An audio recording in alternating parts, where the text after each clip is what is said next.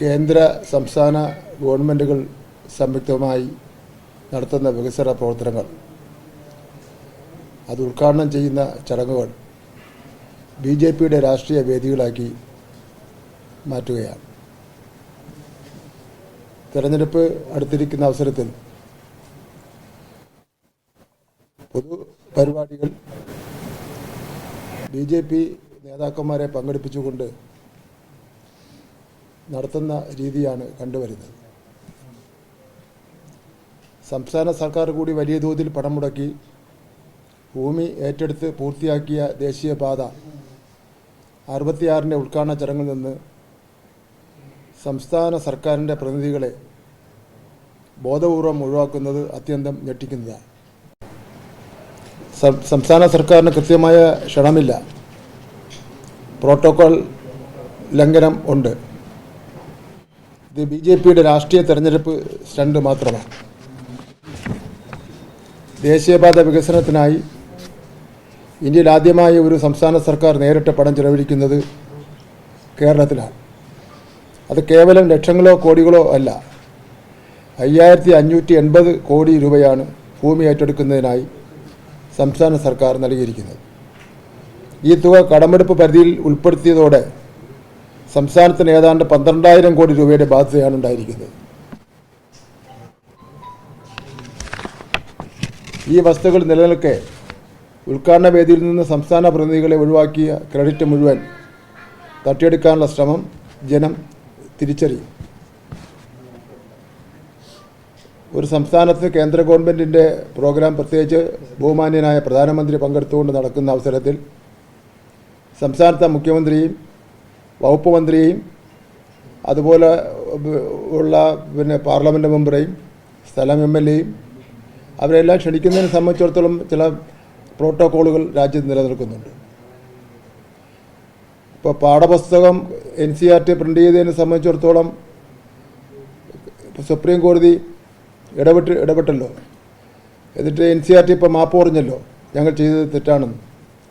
അതേപോലെ ഓരോ കാര്യങ്ങളിലും ഈ ഭരണഘടനാ ലംഘനത്തിൻ്റെ കാര്യത്തിലും പ്രോട്ടോകോൾ ലംഘനത്തിൻ്റെ കാര്യത്തിലും ഗവൺമെൻറ് ചടങ്ങുകളെ രാഷ്ട്രീയവൽക്കരിക്കുന്നതിൻ്റെ കാര്യത്തിലും ബഹുമാനപ്പെട്ട സുപ്രീം കോടതി NCERTയുടെ വിഷയത്തിൽ ഇടപെടേണ്ട സാഹചര്യമാണ് നിലനിൽക്കുന്നത്. ഇവിടെ ഓരോ റീച്ചിൻ്റെയും പ്രവർത്തനങ്ങൾ കൃത്യമായി റിവ്യൂ ചെയ്യുകയും ആ റിവ്യൂ ചെയ്തതിനൊക്കെ തന്നെ നേതൃത്വം കൊടുത്തത് PWD മിനിസ്റ്ററായിട്ടുള്ള മുഹമ്മദ് റിയാസാണ്.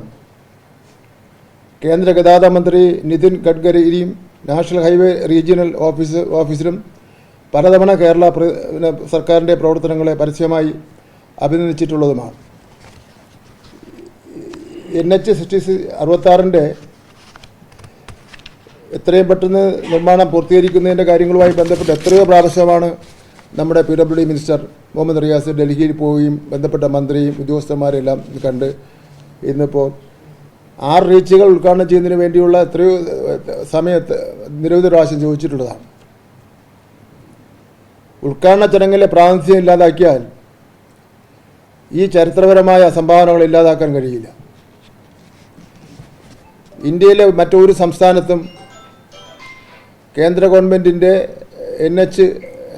NH പദ്ധതിയുമായി ബന്ധപ്പെട്ട് ഫണ്ട് കൊടുക്കേണ്ടി വന്നിട്ടില്ല. കേരളം മാത്രമാണ് ഈ വലിയ തുക കൊടുക്കേണ്ടി വന്നത്.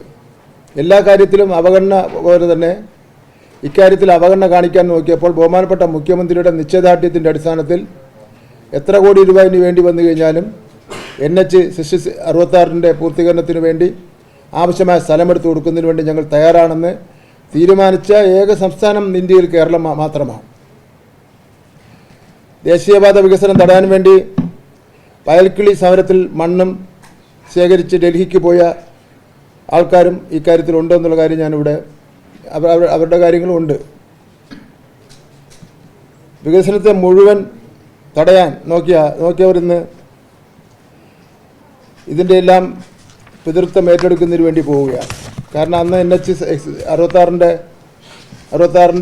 നിർമ്മാണ പ്രവർത്തനം ഏതെല്ലാം നിലയിൽ തടയാൻ പറ്റുമോ ആ നിലയിലൊക്കെ തന്നെ തടയുന്നതിന് വേണ്ടി പല കോണുകളിൽ നിന്നുള്ള പരിശ്രമം നടത്തിയിട്ട് പോലും അതെല്ലാം ജനങ്ങൾ തിരിച്ചറിഞ്ഞു എന്നുള്ളതാണ്. രാജീവ് ചന്ദ്രശേഖരൻ കേന്ദ്രമന്ത്രിയായിരുന്ന കാലത്ത് കേരളത്തിൻ്റെ ദേശീയപാത വികസനത്തിന് നൽകിയ സംഭാവനകൾ എന്താണെന്ന് വ്യക്തമാക്കണം. വട്ടപൂജ്യമാണ്. രാജീവ് ചന്ദ്രശേഖരൻ കേന്ദ്രമന്ത്രിയായിരുന്നപ്പോൾ അദ്ദേഹത്തിൻ്റെ വകുപ്പിൽ നിന്നോ മറ്റേതെങ്കിലും വകുപ്പിൽ നിന്നോ സഹായം തേടിക്കൊണ്ട് കേരളത്തിൻ്റെ വികസനത്തിന് വേണ്ടി ഒന്നും ചെയ്തിട്ടില്ല എന്ന് മാത്രമല്ല, വട്ടപൂജ്യമാണ് അതിൻ്റെ റിസൾട്ട് എന്ന് പറയുന്നത്. പൊതുമരാമത്ത് വകുപ്പിൻ്റെയും LDF സർക്കാരിൻ്റെയും മാറ്റി നിർത്തിക്കൊണ്ടുള്ള ഈ നാടകം ജനാധിപത്യ മര്യാദകളുടെ ലംഘനമാണ്. സംസ്ഥാനത്തിൻ്റെ വിയർപ്പും പണവും വിനിയോഗിച്ച് നടപ്പിലാക്കിയ പദ്ധതിയെ കേവലം രാഷ്ട്രീയ നേട്ടത്തിനു വേണ്ടി BJP ഉപയോഗിക്കുന്നത് അങ്ങേയറ്റം പ്രതിഷേധാർഹമാണ്. ബഹുമാനപ്പെട്ട മുഖ്യമന്ത്രിയാണെങ്കിൽ കേന്ദ്രത്തിൻ്റെ ചുമതലയുള്ള മന്ത്രിമാരുമായിട്ടൊക്കെ തന്നെ നിരവധി പ്രാവശ്യം ചർച്ച ചെയ്യുകയും ഡൽഹിയിൽ പോകുമ്പോൾ കാണുകയൊക്കെ ചെയ്യുകയും അവർ തന്നെ ബഹുമാനപ്പെട്ട മുഖ്യമന്ത്രിയെ ഇത്രയും താല്പര്യം കാണിച്ച് ഈ നടക്കാത്ത പ്രോജക്റ്റിനെ വീണ്ടും നടപ്പിലാക്കാൻ കഴിയുന്ന നിലയിലേക്ക് കൊണ്ടെത്തിയതിന് നിരവധി പ്രാവശ്യം ബഹുമാനപ്പെട്ട മുഖ്യമന്ത്രിയെ കേന്ദ്രമന്ത്രി തന്നെ അതിനെ അഭിനന്ദിച്ചിട്ടുള്ളതാണ്.